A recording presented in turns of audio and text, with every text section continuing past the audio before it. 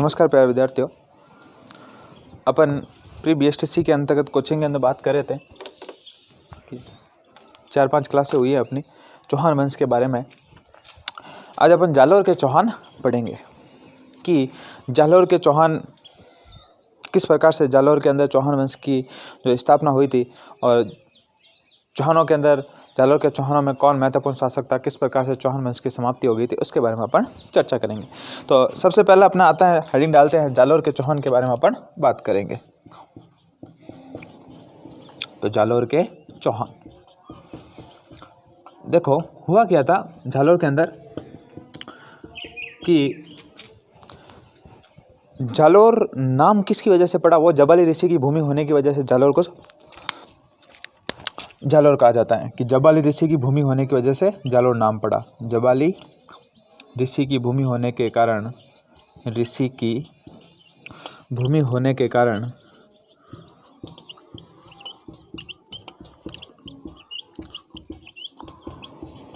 जालोर नाम पड़ा। ठीक है, और अपन बात करें कि जालोर के अंतर्गत और क्या क्या चीज़ें थी, उसके अंदर भी अपन बात करते हैं कि ऐसा कहा जाता है कि जाल के वृक्ष अधिक थे। जाल के वृक्ष अधिक होने के कारण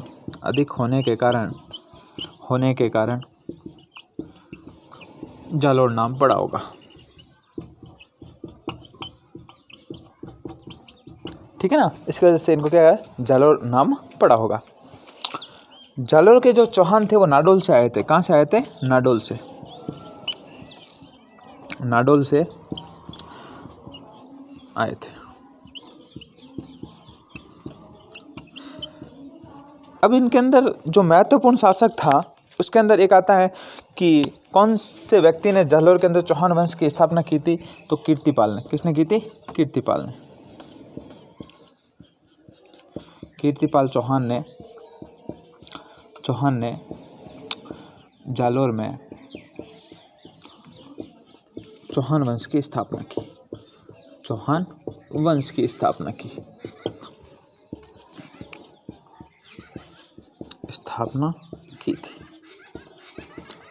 ठीक है ना, किसने की थी? कीर्तिपाल चौहान ने क्या की थी? जालोर के अंदर चौहान वंश की क्या की थी? स्थापना की थी। अब देखो जालोर वंश के अंतर्गत और क्या क्या चीज़ें थी उसके बारे में अपन बात करते हैं।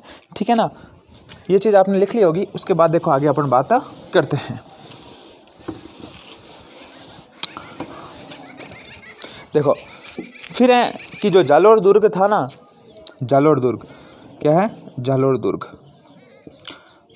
यहाँ पे जालोर दुर्ग बना हुआ है और जालोर दुर्ग की जो कुंजी होती थी वो सिवाना दुर्ग को कहा जाता था। कौन से दुर्ग को? सिवाना दुर्ग। सिवाना दुर्ग को जालोर दुर्ग की क्या कहा जाता था? कुंजी कहा जाता था। कौन से दुर्ग की कुंजी थी? जालोर दुर्ग की क्या थी? ये कुंजी थी। कौन सा दुर्ग? सिवाना दुर्ग। ठीक है ना, वो क्या थी? जालोर दुर्ग की, उसको क्या कहा जाता था? कुंजी कहा जाता था। देखो जालोर जो दुर्ग था उस दुर्ग का दरवाज़ा कोई नहीं खोल पाया था। ऐसा कौन कहता है? हसन निजामी। ठीक है ना, हसन निजामी कहता है कि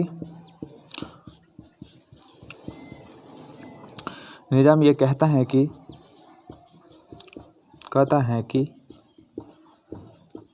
जालोर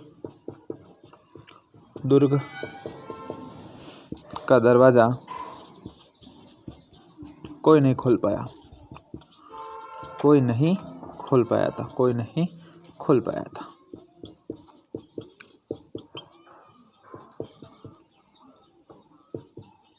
ठीक है ना, हसन निजामी ये कहता है अपनी पुस्तक के अंदर कि ताजुल मसूर के अंदर कि जो जालोर दुर्ग है उस दुर्ग का दरवाज़ा कोई नहीं खोल पाया था। ठीक है ना, देखो जालोर दुर्ग के अंतर्गत अपन बात करते हैं तो महत्वपूर्ण शासक आता है यहाँ पर कानड़देव चौहान। कौन आता है? कानड़देव चौहान। उसके बारे में अपन बात करेंगे। ठीक है ना, ये नॉर्मल सी चीज़ मैंने आपको बता दी थी। देखो हुआ क्या, यहाँ का जो एक महत्वपूर्ण शासक था जिसका नाम था कानड़देव चौहान। क्या नाम था? कानड़देव चौहान।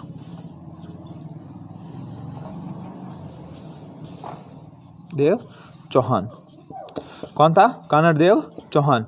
कौन शासक था आपके? कानड़देव चौहान यहाँ का क्या था? एक महत्वपूर्ण शासक था। ठीक है ना, और उसका एक पुत्र था, उसका नाम था बीरमदेव चौहान। क्या नाम था? बीरमदेव चौहान। देखो हुआ क्या था कि ऐसी क्या घटना घटी कि जिसकी वजह से इन दोनों पिता व पुत्र की दोनों की क्या हो गई थी, मृत्यु हो गई थी।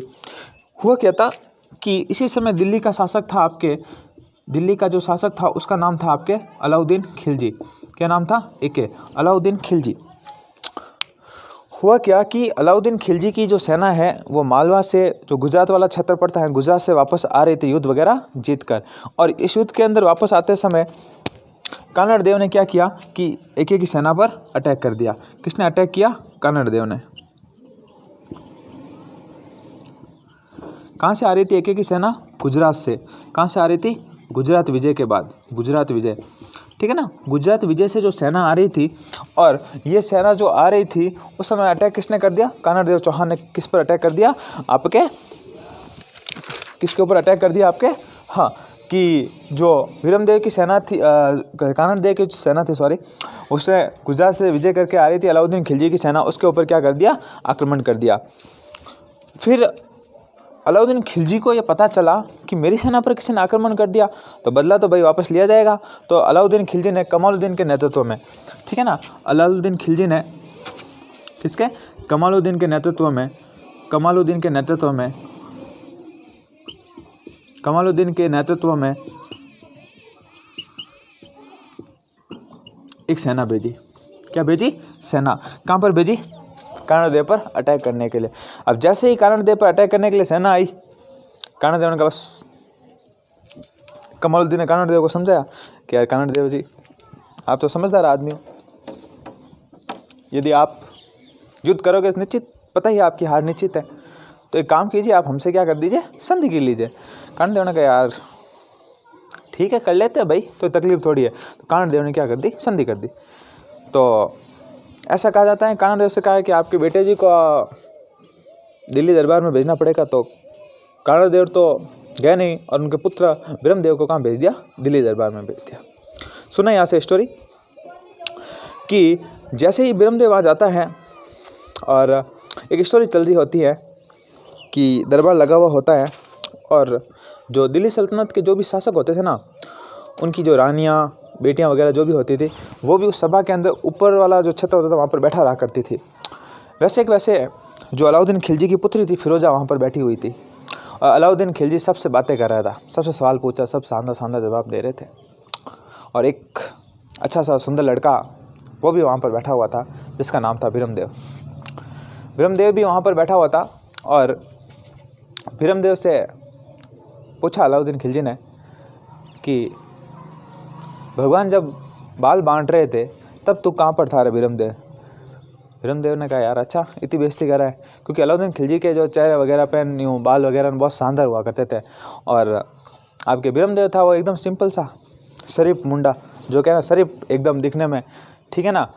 तो ब्रह्मदेव ने वापस जवाब दिया कि सुल्तान, जब बुद्धि बट रही थी ना, तब मैं वहाँ पर 2 बार जाके आ गया था, और जहाँ पर बाल बट रहे थे वहाँ पर आप 2 बार जाके आ गए थे। अलाउद्दीन खिलजी का यार अच्छा, इतनी बेइज्जती अपनी।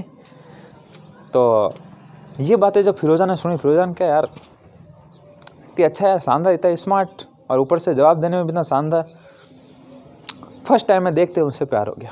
किसे? ब्रह्मदेव से। किसको? फिरोजा से। फिरोजा ने कहा पापा से, पापा शादी करूँगी तो सिर्फ ब्रह्मदेव से करूँगी, वरना तो बस मर जाएंगे, लेकिन शादी दूसरे से नहीं करेंगे। अलाउद्दीन खिलजी समझाएं फिरोजा को कि बेटे वो ठहरा काफ़ी, कैसे शादी करवा सकता हूँ।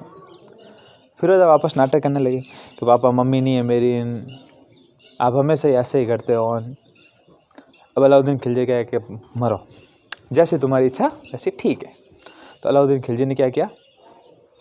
ब्रह्मदेव को बुलाया कि ब्रह्मदेव जी, मेरी बेटी है, वो आपसे शादी करना चाहती है, और तुम्हें बड़ा खुश होना चाहिए कि सुल्तान की बेटी तुमसे शादी करना चाहती है। हुआ क्या कि ब्रह्मदेव ने मना कर दिया। ब्रह्मदेव ने बिना कुछ कहे वापस कहाँ गया? जालौर आ गया। ऐसे कहते हैं पीछे पीछे अलाउद्दीन खिलजी ने सेना भेज दी, और कानड़ देव से कहा कि रिश्ता लेकर आए हम फिरोजा का आपके पुत्र के लिए। तो जैसे ही कानड़ देव ने ये सुना, तो कानड़ देव ने कहा कि पहले मेरे पुत्र से पूछना पड़ेगा, यदि वो कहेगा तो मैं कर दूंगा, मुझे कोई तकलीफ नहीं। तभी ब्रह्मदेव वापस आता है। ब्रह्मदेव कहता है नहीं, मर जाएंगे लेकिन मैं मुसलमान से शादी नहीं कर सकता। और उसने मना कर दिया। अब मना कर दिया इसका मतलब आक्रमण निश्चित था। ऐसा कहा जाता 1311 ईस्वी की बात थी और पूरी सेना लेकर आया था अलाउद्दीन खिलजी और जालोर पर आक्रमण कर दिया। आक्रमण करे उससे पहले जालोर दुर्ग बड़े सुरक्षित क्षेत्र के अंदर था। आक्रमण हुआ और इस आक्रमण के अंदर किसकी हार हो जाती है? कर्णदेव चौहान की हार हो जाती है। कर्णदेव चौहान वीरगति को प्राप्त होते हैं और साथ में उनका पुत्र विरमदेव चौहान सोनगरा कहलाते थे वहाँ के चौहान, तो विरमदेव भी क्या हो जाता है? वीरगति को प्राप्त हो जाता है। और ऐसा कहा जाता है कि जब फिरोजा को ये पता चला कि विरमदेव वीरगति को प्राप्त हो गया तो फिरोजा भी उनके पीछे पीछे सती हो गई थी। देखिए अटूट प्रेम की निशानी कि प्रेम होता है तो इस प्रकार से होना चाहिए जिस प्रकार से फिरोजा ने विरमदेव से किया था कि नहीं मिला लेकिन किसी और का होना गालिब नहीं था, कि बस जाना तो उसके पीछे ही जाना। तो विरमदेव ने कहा था कि एक दोहा बोला था कि जब शादी करना चाहती तब कि मामो लाजे भाटियाँ कुल लाजे चौहान, जो मैं पढ़ूँ तुरकड़ी उल्टो उगे भाण। कि मामो लाजे भाटियाँ कुल लाजे चौहान, जे मैं पढ़ूँ तुरकड़ी उल्टो उगे भाण। कि यदि मैं मुसलमान लड़की से शादी करता हूँ तो मेरे मामा जो भाटी हैं वो लाजते हैं और मेरा जो कुल है वो चौहान वो लजता है। और जे मैं पढ़ूँ तुरकड़ी, मुसलमान से मैं शादी करता हूँ तो उल्टो उगे भाण। भाण कहते हैं सूर्य को। ये सूर्य भी क्या होगा? उल्टा उगेगा यदि मैं ऐसा कर लेता हूँ। तो विरमदेव उनसे शादी नहीं करता है। ये होती है आपकी पूरी स्टोरी। ठीक है। मोनोत नैन्सी कहता है कि कमालुद्दीन ने जब आक्रमण करने के लिए आया था, संधि की थी, तो किसे? नैन्सी कहते हैं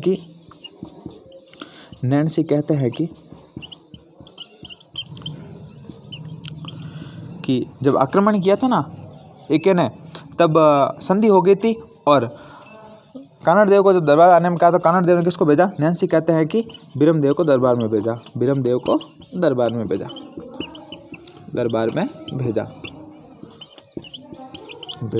था। ठीक है ना, दरबार में भेज दिया और वो सारी घटना मैंने आपको पूरी कहानी बता दी।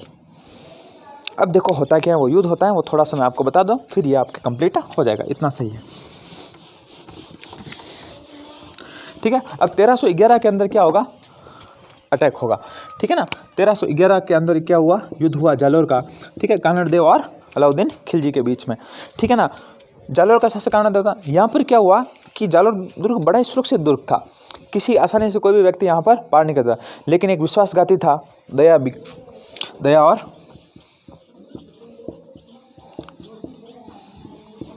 बिका ने क्या विश्वासघात कर दिया और जालोर दुर्ग के जो भी सुरंग वगैरह थी उसके बारे में बता दिया। देखो इसके अंदर एक और अच्छी सी कहानी आती है, वो भी सुनाता हूँ मैं आपको। कि जालोर दुर्ग थोड़ा मिट्टी वगैरह इस साइड से बना हुआ था और इसके लिए कहावत भी प्रचलित है कि राई का भाव राते गया। हुआ क्या था कि अलाउद्दीन खिलजी को जब ये पता चला कि यहाँ पर जो दीवार वगैरह है वो एक कच्ची है, यदि वहाँ पर राई वगैरह डाल दी जाए तो राई क्या होती है? जल्द से जल्द अंकुरित होती है, जल्द से जल्द उगने का प्रयास करती है। 1-2 दिन के अंदर राई बाहर आ जाती है। तो अलाउद्दीन खिलजी ने पूरे दुर्ग के ऊपर क्या फेंकवा दी? राई फेंकवा दी। और राई फेंकवाई तो राई दूसरे दिन ही अपने जो अंकुरित होकर बाहर आने लगी। तब अलाउद्दीन खिलजी को पता चल जाता है कि यहाँ से कच्चा रास्ता है। ये सारा रास्ता वगैरह बचाने वाला कौन था? दया बिका था। इसलिए दया बिका ने जो विश्वासघात किया, जिसकी वजह से किसकी हार होती है? कानड़देव चौहान की हार होती है। ठीक है ना। दया बिका को फिर क्या करता है अलाउद्दीन खिलजी? जैसे जीतता है इसको मरवा दिया जाता है और जालोर का दुर्ग जीत कर इसका नाम जलालाबाद किया जाता है। जालोर को जीत को क्या नाम रखते हैं अलाउद्दीन खिलजी के द्वारा? इसका नाम जालोर का नाम बदलकर जलालाबाद रखा। जलालाबाद। ठीक है ना। क्या रखा? जलालाबाद। कब? 1311 के अंदर अटैक किया और 1312 के अंदर पूर्ण रूप से जालोर पर किसका अधिकार हो गया? अलाउद्दीन खिलजी का अधिकार हो गया। सेनापति कौन था? कमालुद्दीन कुर्ग। कौन था सेनापति? कमालुद्दीन कुर्ग।